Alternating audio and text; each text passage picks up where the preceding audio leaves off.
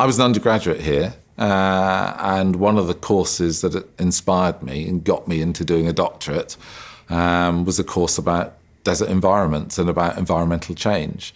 And it was luck, in a sense. Very fortunately, Oxford had a tradition and some experts who were desert scientists, and it just lit a flame in me, really.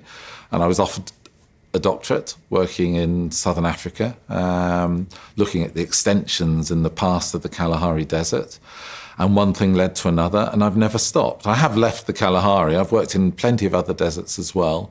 But in a sense, where I am now, where this project is operating, is where I began, which is quite exciting, really, to go back and to do it with a new team of people.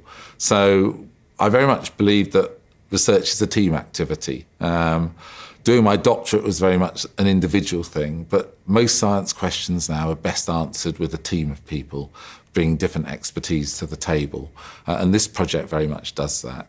We've been working as a team and as individuals in the middle of Botswana, in the middle of this great Kalahari Desert for a long time now.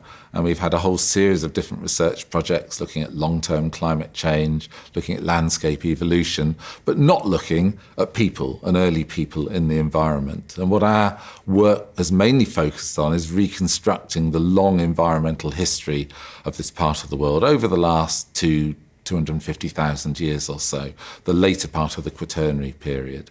And most of our work is focused on understanding landforms and sediments and producing chronologies of change so that we can tie that work into models and theories of global climate change. But one thing that stands out, and very much stands out in what is quite a flat landscape, is that there is considerable evidence of early human beings doing things in this environment and doing things in a significant way, to the point that parts of the landscape are literally littered with remnants of stone tools. So we've really gone from being paleoenvironmentalists to people that are marrying the environmental story to the human story, the early human story. And to do that, we've brought in archaeologists, and we've also brought in geochemists so that we can try and identify where the material that the tools have been made from has come from in the landscape. And together, those three approaches hopefully allow us to tell a story, but a scientifically based story about early human use, Middle Stone Age use of the landscape, and how that has rhythmically operated in conjunction with changes in the environment, changes in the hydrology, changes in the lake, changes in aridity. So an interesting thing about all this surface archaeology is that it literally is on the surface and anyone can go and pick it up. And the middle of Botswana is a quite popular tourist destination, and there is a risk that material gets lost.